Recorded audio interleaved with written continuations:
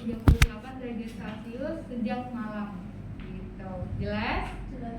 Oke, nanti terserah yang jadi pasien bebas mau gimana ya. Oke.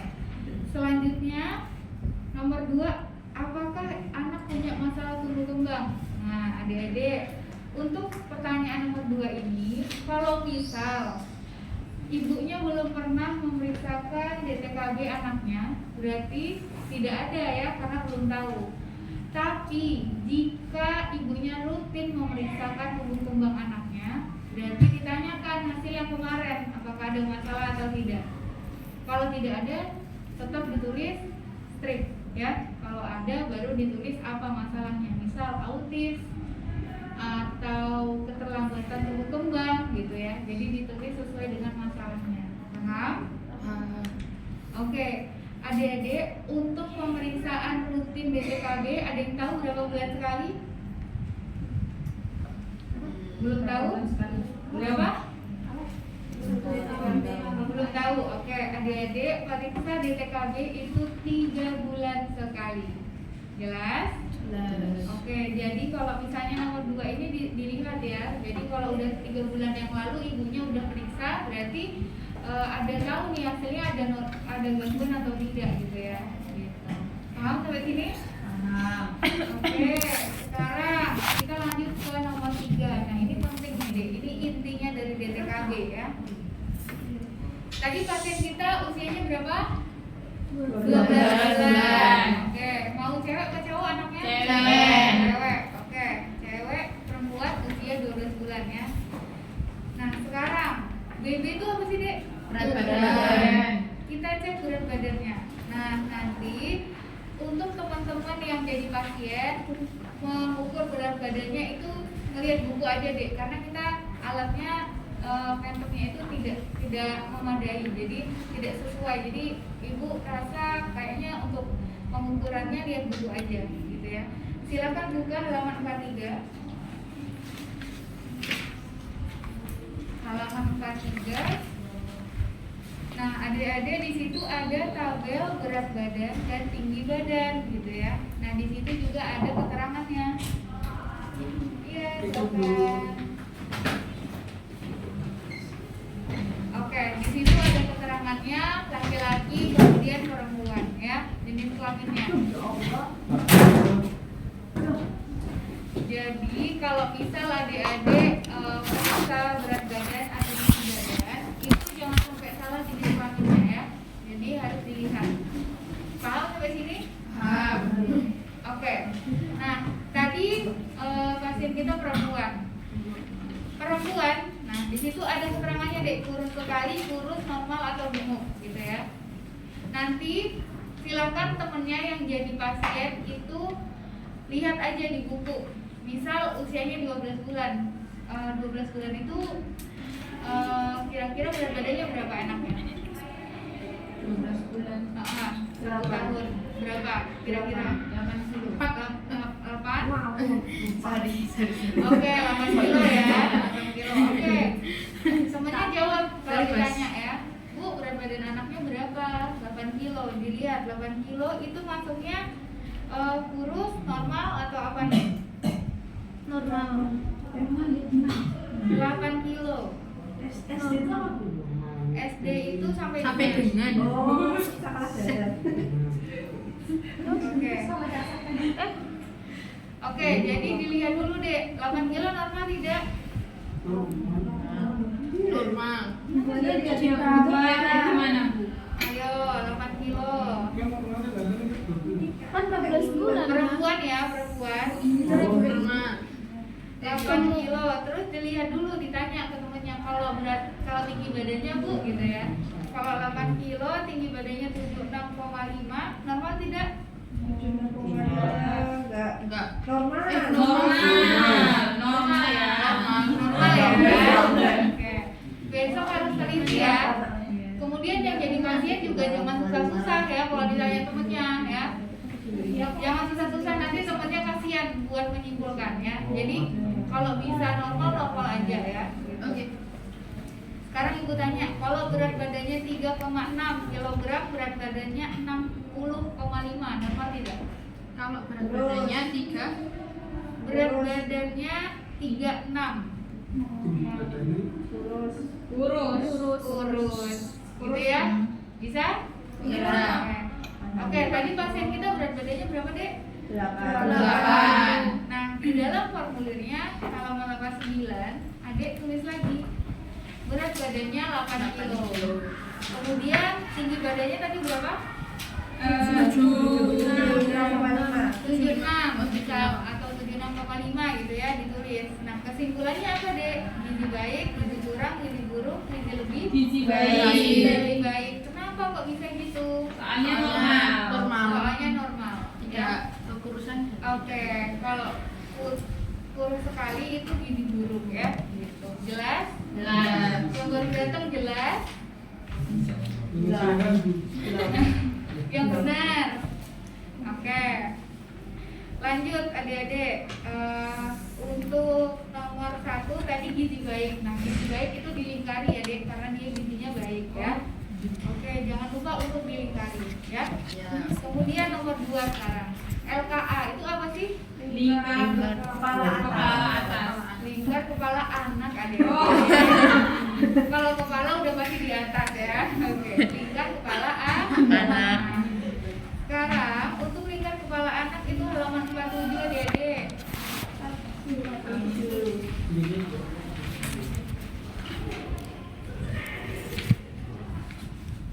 Sudah? Oke, tadi pasien kita laki-laki atau perempuan? Perempuan. Kalau perempuan lihat grafik yang paling atas ya. Adik-adik, di situ ada 2 warna, warna kuning dan warna hijau. Ada warna Kuning dan hitam. Di sini putih hitam. Udah nggak punya warna hitam ya, warna hitam Oh, karena fotokopian ya. Jadi warna asli kayak gini adik ya. Jadi kalau misalnya warna hijau itu dia kategorinya normal deh. Hijau tuh yang hitam. Itu yang hitam. Kuning tuh yang putih. Oke, jadi ini ya ibu bacakan. Bila ukuran lingkaran kepala anak berada di jalur hijau, maka lingkaran kepala anak normal. Jelas? Jelas. Bila ukuran lingkar kepala anak di jalur hijau, maka lingkaran kepala anak tidak normal. Jadi berada di luar. Jadi yang warna kuning. Jadi gimana tuh yang di fotokopian tuh gambarnya? Ya, putih warna Di luar garis, putih. di luar garis Luar. putus-putus. Gitu ya. Kemudian lingkaran kepala anak tidak normal ada 2, yaitu makrosefal bila berada di atas jalur hijau, sedangkan mikrosefal bila berada di bawah jalur hijau. Sekarang adik-adik, di situ ada tulisan bulan, udah kelihatan? Dan Sekarang ada angka 12, nah itu berarti 12 bulan. sesuai dengan usia balita kita tadi ya. Ya. Nah, adik-adik nanti boleh yang jadi pasien ditanya lingkar kepala anaknya berapa, Bu? Pilih aja yang normal ya, jangan susah-susah ya. Jadi berarti normalnya berapa, Dek?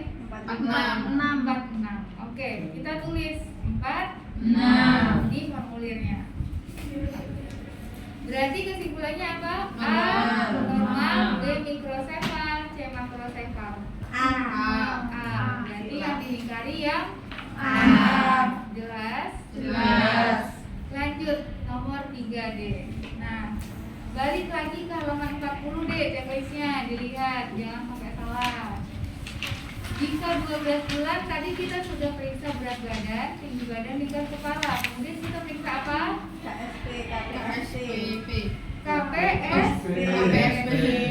Oke, kita lihat KPSP-nya. KPSP. Adik-adik, untuk format KPSP itu sesuai dengan usianya per bulan. Jadi dia ada banyak pertanyaan, tapi adik-adik fokus ke usianya anak. Jadi kalau 12 bulan, cari yang 12 bulan. Halaman 53 deh.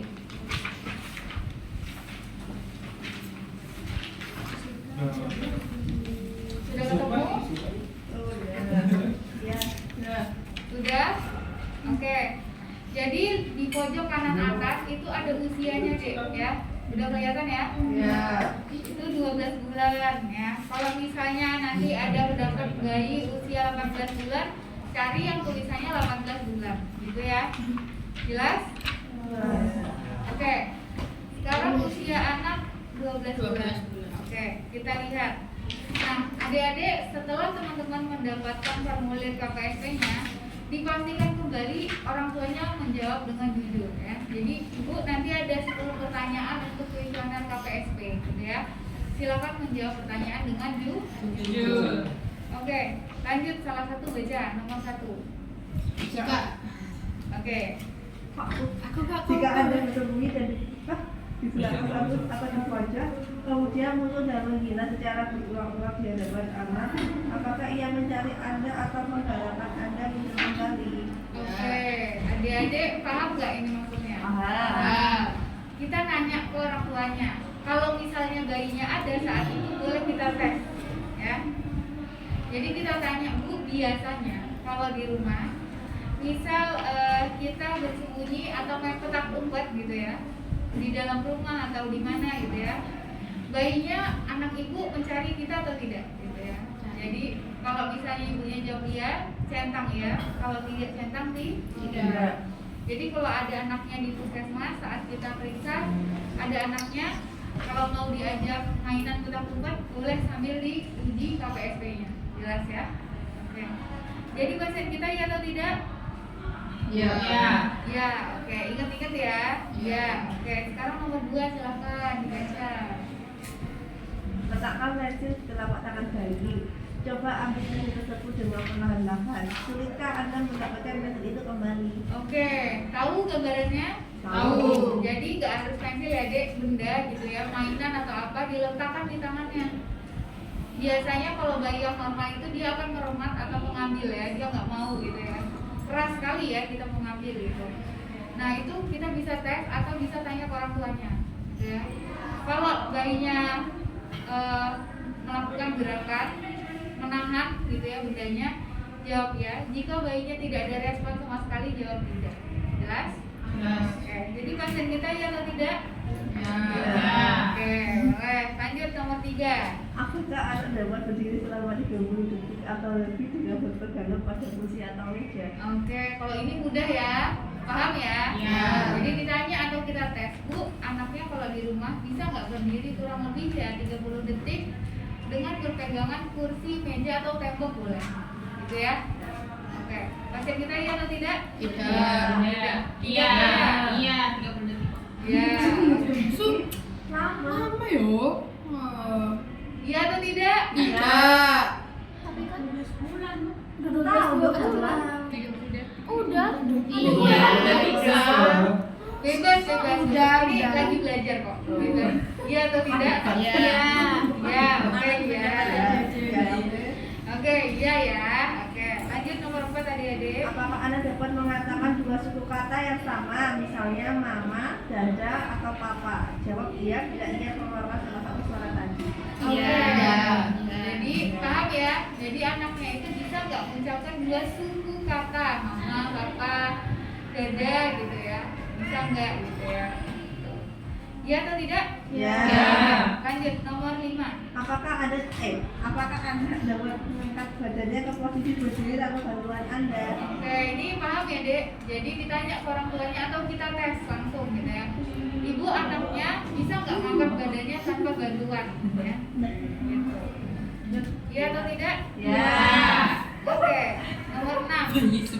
Apakah anak dapat membedakan Anda dengan orang yang belum ia kenal? Ia akan menunjukkan sikap malu-malu atau ragu-ragu pada saat permulaan bertemu dengan orang yang belum dikenalnya. Oke, adik-adik ini maksudnya adalah bagaimana respon dia ketika bertemu dengan orang baru. Malu atau nangis atau dia beralih muka gitu ya. Jadi responnya, jika ia ada respon maupun nangis, malu atau dia menghindar gitu ya, itu jawab ya. Jika tidak, jawab tidak. Pasien kita ya atau tidak? Ya. Oke, lanjut. Apakah anak dapat mengambil benda kecil seperti kacang atau kismis dengan meremas di antara ibu jari dan jarinya seperti pada gambar. Oke, paham? Paham. Jadi ada benda permen atau kacang ya, atau apapun itu ditaruh di wadah piring gitu ya. Kemudian bayinya dilepas aja, kemudian dilihat apakah dia mengambil atau tidak, gitu ya. Kalau bayi yang normal biasanya diberantakin ya dia, ya, gitu. Jadi kita lihat atau kita tanya orang tuanya, ya. Jawab dia atau tidak? Tidak. Tidak. Oke. Satu tidak ya. Ingat-ingat ya. Oke, nomor 8. Apakah anak dapat duduk sendiri tanpa bantuan? Oke, kalau ini sama kayak yang atas tadi ya. Ya. Jadi kita tes atau kita tanya, bisa nggak duduk tanpa bantuan? Lanjut nomor 9. Sebut 2-3 kata yang dapat ditiru oleh anak. Tidak perlu kata-kata yang lengkap. Apakah ia mencoba meniru menyebutkan kata-kata tadi? Oke. Ya. Tidak. Tahu Iya. maksudnya? Tahu. Menyebutkan kata-kata tapi lebih banyak daripada yang mama papa tadi ya. Jadi kita contohkan gitu ya, bisa atau tidak. Pasien kita ya atau tidak? Iya. Nomor 10. Tanpa bantuan, apakah anak dapat dipertemukan 2 kubus kecil yang ia pegang? Kerincingan, bertangkai, dan tutup panci tidak ikut dinilai. Oke, adik-adik, ini maksudnya mainan kubus-kubusan deh, yang warna-warni itu. Oh. Tahu? Tahu. Yang disusun itu loh. Ya. Tapi kalau dia megang kerincingan yang bisa bunyi sama mainan masak-masakan, misal, itu nggak dihitung. Kalau misal dia nyusun kubus nih, terus ada mainan kerincingan dia susun juga, itu nggak dihitung. Tapi yang dihitung adalah semuanya kubus. Jelas? Ya. Oke. Pasien kita ya atau tidak? Tidak. Tidak. Tidaknya berarti ada berapa? 2. Oke. Silahkan adik-adik buka halaman adik 49. Salah satu membaca interpretasi hasil KPSPD. Interpretasi hasil KPSP. Hitunglah berapa jumlah. Hitunglah berapa jumlah jawabannya. Jawabannya bila ibu atau pengasuh anak menjawab anak bisa atau pernah atau sering atau kadang-kadang melakukannya. Jawaban tidak bila ibu atau pengasuh anak menjawab anak belum pernah melakukan atau tidak pernah atau ibu atau pengasuh anak tidak tahu. Jumlah jawaban ya sama dengan 9 atau 10. Perkembangan anak sesuai dengan tahap perkembangan S. Jumlah jawabannya ya sama dengan 7 atau 8. Perkembangan anak meragukan M. Jumlah jawaban ya sama dengan 6 atau kurang. Kemungkinan ada penyimpangan P. Jumlah jawaban tidak perlu dirinci jumlah jawaban tidak menurut jenis keterlambatannya, gerak kasar, gerak halus, bicara dan bahasa, sosialisasi dan kemandirian. Oke. Adik-adik, tadi jawabannya ya berapa? 8. Tidak berapa? 2. Oke. Hasilnya adalah jika jawabannya 10 atau 9, itu jawabannya dinyatakan itu sesuai, artinya normal. Jika jawabannya 7 atau 8, perkembangan anaknya meragukan. Jika jawabannya di bawah 7 atau 6 dan seterusnya, itu penyimpangan. Jelas? Berarti pasien kita apa? Sekarang adik-adik nomor 3 yang halaman 89 tadi, perkembangan anak titik 2 A sesuai, B meragukan, C penyimpangan. Yang mana? Meragukan. Berarti yang B dilingkari. Nah, kalau misal meragukan tadi dek itu kan ada B1, GK, B2, GH ya. Itu singkatan.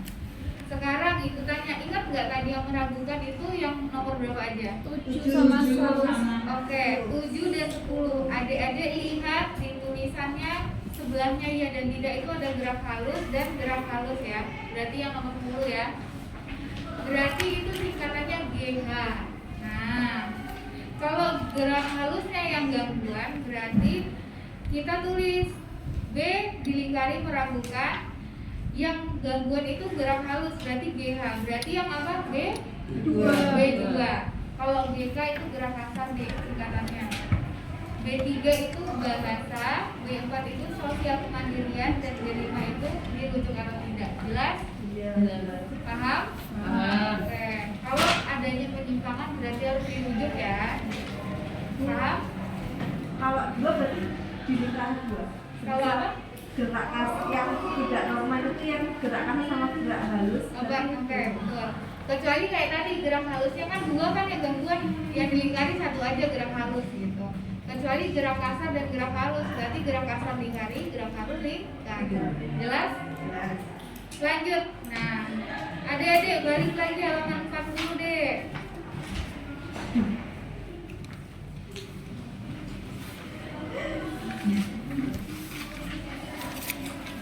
Oke, di halaman 40 kita lihat deh, sesuaikan sama formnya. Ada nggak tes daya lihat usia 12 bulan? ada. Daya lihat Nggak ada. tidak Tidak ada. ada. Berarti dilompati ya. Yang ada apa deh tesnya? Daya dengar adik-adik ya. Berarti kita lanjut ke pemeriksaan nomor 5, tes daya dengar. Nah, tes daya dengar ini juga sama kayak KPSP, ada usianya ya. Gitu. Halaman 68 dan 69. 8, 9. Sudah ketemu? Sekarang ibu mau tanya. Usianya 12 bulan. Pakainya yang bawah atau yang atas? Yang bawah. Atas. Nah, kenapa yang bawah, kenapa yang atas? Bentar, 12 bulan. Yang bawah. Kenapa? Karena belum lebih. Atas. Atas kan sampai. Sekarang sedang menjalani ini. Yang atas itu kan 12 lebih misal 5 hari. Kalau saya 12 bulan lebih. Lagi mana? Oke, tidak usah berdebat ya. Adik-adik ini sama aja. Jadi besok kalau misal adik-adik dapat pasiennya 12 bulan lebih 5 bulan. Pakainya yang mana? Atas. Kalau 12 bulan lebih 5 bulan.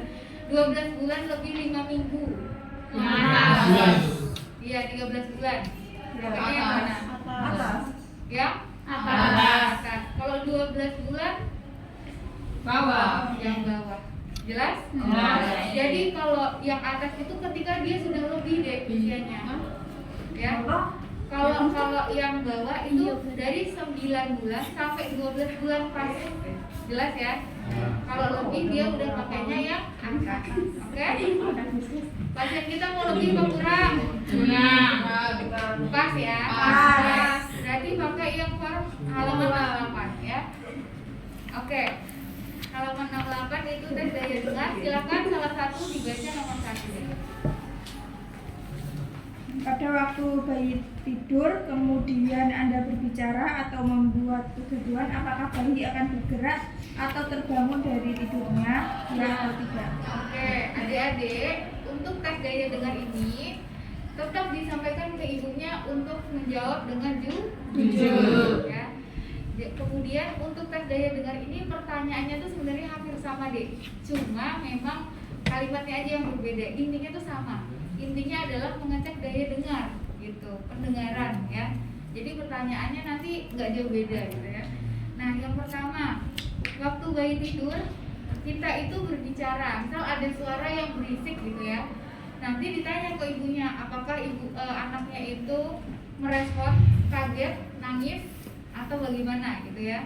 Jadi kalau bayi lagi tidur, kalau ada suara orang teriak-teriak misal ya, kadang kaget ya, gitu. Jadi ditanya, biasanya kalau ada suara yang bikin kaget, itu anaknya gimana? Gitu.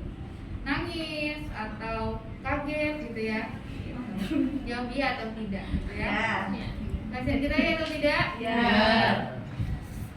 Nomor 2. Pada waktu bayi terlentang dan Anda duduk di dekat kepalanya pada posisi yang tidak terlihat bayi, kemudian Anda tepuk tangan dengan keras, Apakah bayi terkejut atau mengedipkan matanya atau menegangkan tubuh sambil mengangkat kaki tangannya ke atas? Ya, tidak. Oke, ngerti nggak maksudnya? Iya.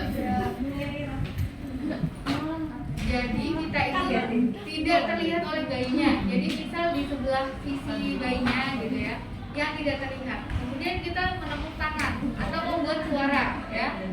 Nah itu bayinya merespon atau tidak gitu ya. Jadi entah mengedipkan mata atau dia malah tertawa atau dia nangis gitu ya. Gitu. Kalau iya jawab iya, tidak jawab tidak. Dosen kita ya apa tidak? Ya. Lanjut nomor 3. Apakah ada suara nyaring? Apabila ada suara nyaring, suara batuk, salak anjing, piring jatuh, lantai dan lain-lainnya, apakah bayi terkejut atau terlompat? Oke, ngerti nggak maksudnya? Tahu. Salak anjing in Indonesian language is anjing menggonggong. Jadi itu bahasa bakunya KBBI, salak anjing gitu ya. Salak anjing, tapi bahasa masyarakatnya, bahasa slangnya di Indonesia itu anjing menggonggong. Oke ya. Oke. Jadi Ibu, kalau misal nih ada suara batuk atau suara piring jatuh atau suara anjing menggonggong gitu ya, bayinya kaget nggak? Gitu, ditanya kayak gitu ya. Jadi, oh iya enggak, kemarin itu pernah ada orang batuk gitu, kaget gitu ya. Jadi jawabannya ya, kalau misalnya ibunya jawabnya nggak ada sih Mbak, kayaknya biasa aja gitu. Jawabnya tidak. Jadi pasien kita ya atau tidak? Ya. Lanjut nomor 4. Anda berada di samping atau belakang bayi dan tidak terlihat oleh bayi. Sebutkan namanya atau bunyikan sesuatu. Apakah bayi langsung memalingkan kepala ke arah sumber suara tersebut di samping atau belakangnya? Ya. Paham nih? Paham. Oke, jadi misal kita itu menyebutkan namanya atau membunyikan sesuatu ya. Jadi bayinya itu mencari sumber bunyinya atau tidak gitu ya. Jadi kalau iya jawab iya, tidak jawab tidak. Pasien kita iya atau tidak? Ya. Oke. Lanjut halaman 66B. Silakan salah satu dibaca interpretasi TDD.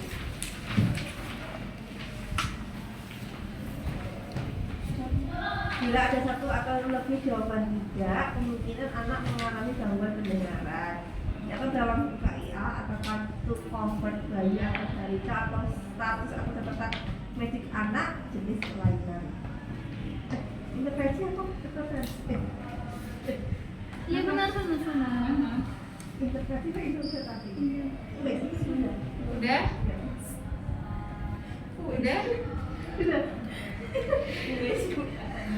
Adik-adik, kalau tadi KPSB jawaban tidaknya ada 1 masih normal ya, jadi 59. Tapi kalau TDD 1 aja jawaban tidak, itu tidak normal deh. Jelas ya? Jelas. Jadi 4 pertanyaan itu harus jawabannya iya semua biar normal. Jelas? Jelas. Oke, kayak gitu. Jadi sekarang kita balik lagi ke formnya halaman 89. Nah, tadi itu nomor 5, tes daya dengar. Hasilnya apa? Normal. Oke. Kemudian adik-adik, usia 12 bulan ada nggak tes mental emosional? Nggak ada. Nggak ada, berarti langsung dilompati aja ya. Oke.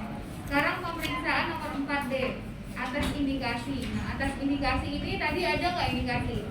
Nggak ada. Tadi autis? Tidak. GPPH itu kesehatan mentalnya? Enggak ya, dilewati ya kalau nggak ada. Kemudian masuk ke kesimpulan. Nah, kesimpulan ini hasil yang teman-teman tulis dibuat jadi narasi, jadi dibuat jadi paragraf tulisan gitu ya. Anak A usia 12 bulan, laki-laki, perempuan, dengan berat badan misal tadi berapa, 8 kg, tinggi badan berapa, 76,5 kg. Oh ya, sentimeter ya, dia ya, sentimeter. Kemudian lingkar kepala anak berapa? 4,6 gitu ya. Kemudian telah dilakukan pemeriksaan apa tadi?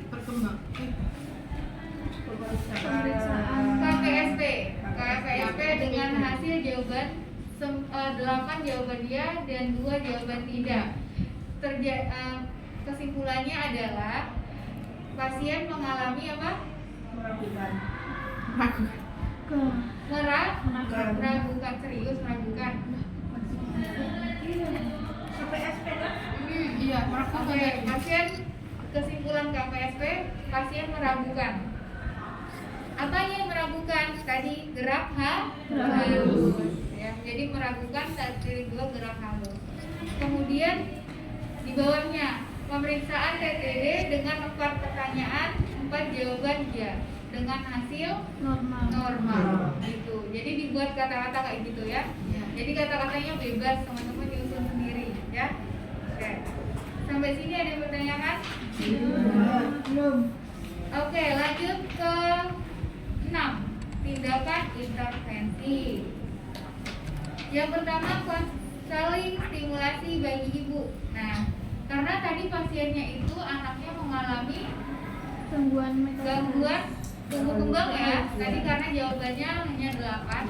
Jadi diperlukan untuk ibunya diberikan konseling pada stimulasi. Jadi diberikan tingkatkan yang A. Kalau misalnya enggak berarti dilewati aja. Paham? Ya. Kemudian intervensi stimulasi. Nah, tadi yang gangguan itu apa, Dek? gerak halus. Berarti yang dilingkari yang mana? B. Paham? Paham. Oke, lanjut. Tindakan pengobatan lain itu jika ada misal mau dirujuk kemana gitu ya. Pengobatannya apa? Kalau nggak ada langsung di strip aja ya. Kemudian nomor 4 itu dirujuk. Nah, dirujuk kemana? Rumah sakit, misal rumah sakit apa ditulis. Kemudian ada surat rujukan atau tidak gitu ya. Dilingkari salah satu. Jelas? Kemudian nanti di bawahnya ditulis nama lengkap, NIM, tanda tangan dan ke Kelas. jelas. Jelas. Sudah deh. Ya. Ada yang mau tanyakan? Yang KMME. KMME, oke. Terusnya kan itu kan berarti nanti ada yang sampai 20 bulan, ada yang Adik-adik nanti untuk KMME, GPPH itu hampir sama. Dia checklist juga, jadi tanya jawab juga. Teman-teman tidak usah khawatir, nanti itu ada pelajaran sendiri ya. oke. Jadi besok untuk kasusnya menyesuaikan ya. Ibu mau tanya, semisal kita ngeceknya di puskesmas, itu kan pasti bawa anaknya ya Bu. Kalau semisal anaknya kayak nggak mau ketemu sama orang, terus kayak tantrum, itu gimana Bu? Nah, makanya disuruh tanya ke ibunya. Oh, Jadi makanya tadi harus jawab dengan Jujur. Karena deh gini, hasil yang kita periksa di puskesmas itu kan hanya hasil hari itu. Iya. Sebenarnya kan kebiasaan dia ya di rumah. Gitu. Jadi yang bisa menyimpulkan tuh orang tuanya. Jadi misal di situ dia nggak perlu duduk, tapi di rumah dia